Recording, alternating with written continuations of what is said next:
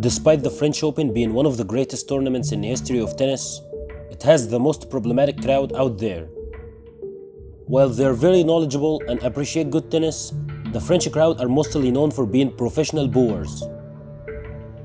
There are many occasions where various players could no longer bear the nasty behavior of the French crowd.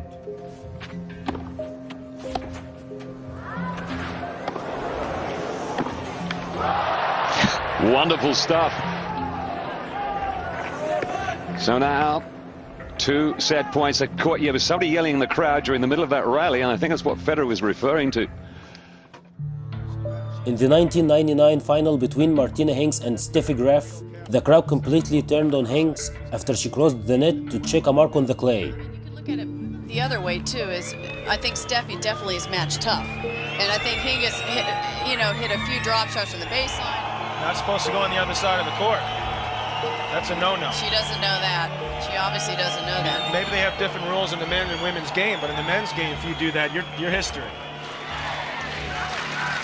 And for Hingis, already up a set and a break, this probably is doing her no good. And really, those few fans who are not in Steffi Graf's camp will soon join the German veteran. She's obviously waiting for the referee to come out. Georgina Clark is coming out right now from the WTA. Turn those mics up, John McGuinness. Martina wants to hear it.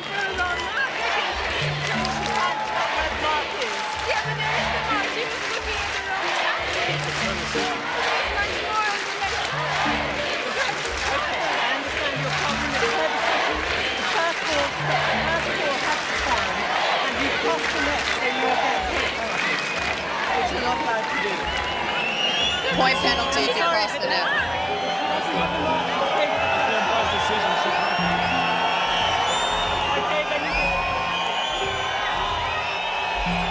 Well, now Hingis thought she hit a forehand return in and is going to find herself in set love 15 down 30 love. Martina, who was only 3 points away from winning, could not handle the boos and whistles of the crowd and went on to lose the second set and eventually the match. The champion in Paris.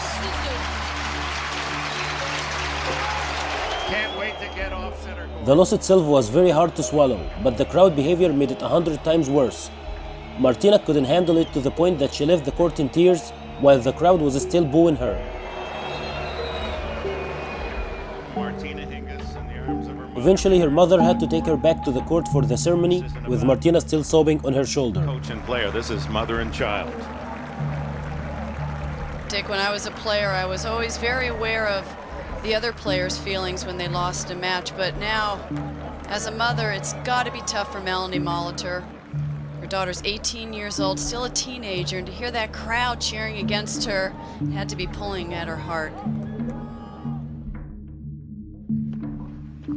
In the semifinals of 2003 between Serena Williams and Justine Henin, the French crowd is furiously against Serena, booing her double faults, laughing and cheering at her mistakes, howling angrily when she rightly pointed out the marks that show Henin's shots were long. Justine's not trusting Serena's call right now. You think he's going to say it's good? Oh, he would if it was. Shot spot. He's back. Once again, Serena's absolutely right. And the fans now are kind of turning on Serena for questioning the calls, but she's been right both times. And these fans they're not right to do that. 30 love.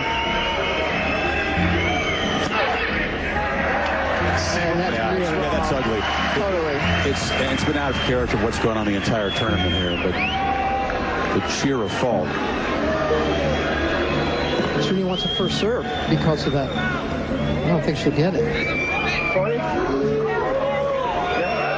her hand up, Serena's saying about Justine, so she wants 2 serves. Justine had put her hand up. That was still making noises. Yeah. Now Jorge is saying, I didn't see that. Yeah. Justine, that's Serena's absolutely. Once again, Serena's right.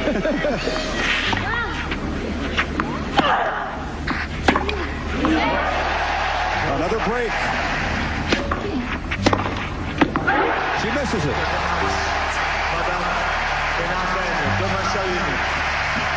In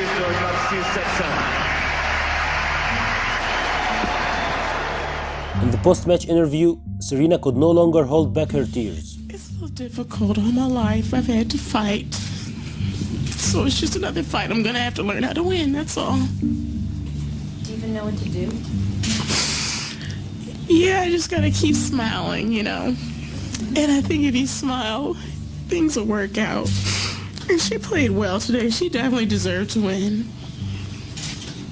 It was a bit hard today because she started out really strong, and from the first point they were all over her to do well, and so I think, you know, it was just a little hard to get in the rhythm because, you know, once they get started, it's kind of hard to make them stop. 5 years later, the crowd did the same thing to Maria Sharapova because of an apparent dislike for her grunting and what they regard as Americanized ways. In her round 16 defeat to Dinara Safina in 2008, the Russian lady had already had enough of this crowd.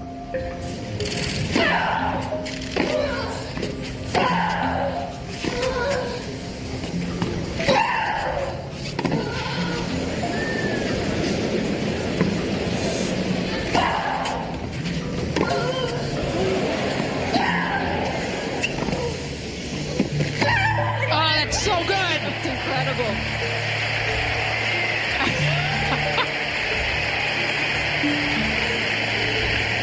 Yikes! A little anger there too. Well, she's playing boldly again. Unfortunately, most players who have been through a battle with the French crowd eventually lost. It takes an incredible mental strength to even compete while 15,000 people are cheering against you. Even the 13-time French Open champion, Rafael Nadal, had his fair share of booing from this crowd, especially in 2009 in his first defeat there against Robin Soderling. The crowd was so unfair to Rafa that even his uncle Tony broke his silence and had some comments about the crowd. There is only one set of supporters that is worse than the French, and they are the Parisians. They say it themselves, and it's true. I think the French don't like it when a Spaniard wins. They show the stupidity of people who think themselves superior.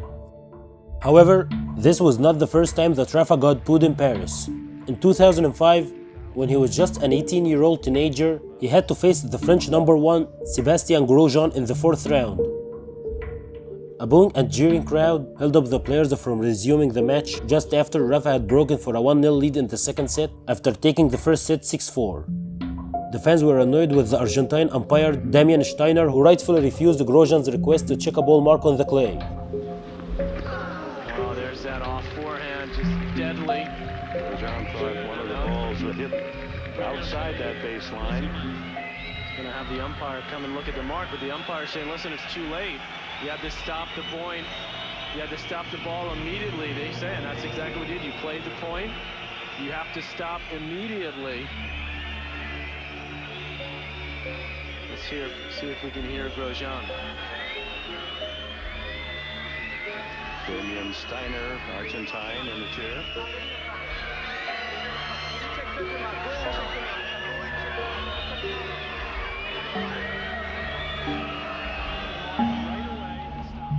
They started stamping their feet and gesturing with their thumbs down. Look at Nadal. He's just running around. He's not going to be intimidated by this. The boos and whistles became louder as Nadal made several attempts to restart the match. So let's go. Let's get it on. So you've got a unhappy Grosjean on his birthday, and Nadal says, go ahead and whistle away. Boo, I got a lead, and I'm now up. Damian Steiner is on the hot seat. They're all laughing. They're just want to get into this. Something to do. Yeah, they haven't had much to. If I were Nadal, I'd just put the ball in play. Just start playing. Yeah, just start playing. It looks like he wants to do that, but Grosjean's got his back turned to him. They should call a time violation on him. This is ridiculous.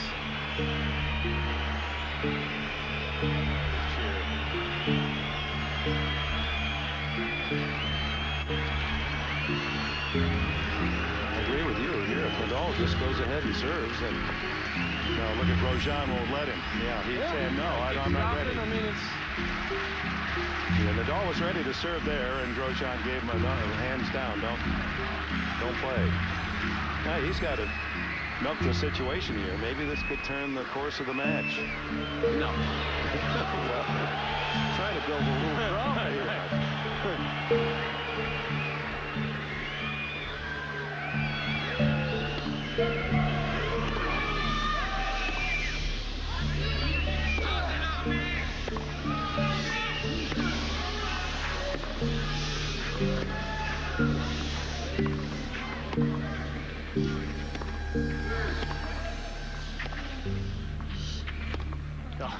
Look at Nadal. You just gotta love this kid. You got to love him.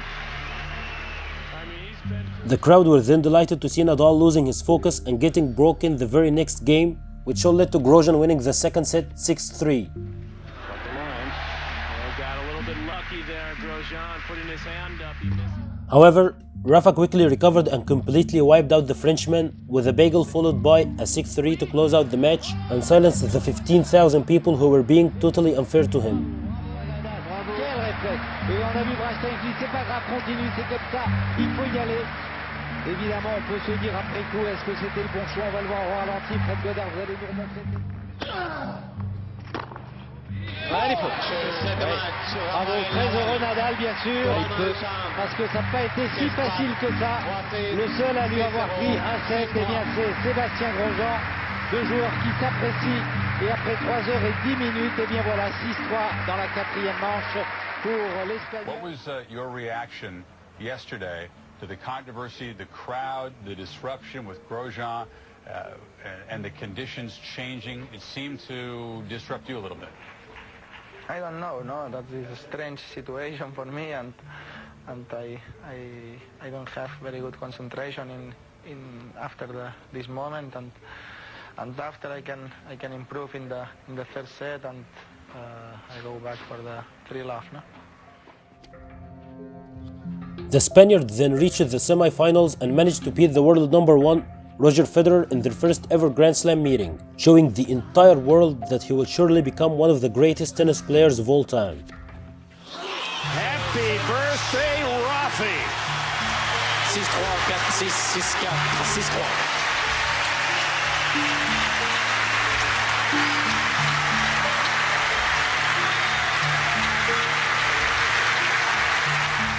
In the final, Rafa came up against the Argentine Mariano Puerta. For an 18-year-old teenager, he showed incredible mental strength in some very critical moments.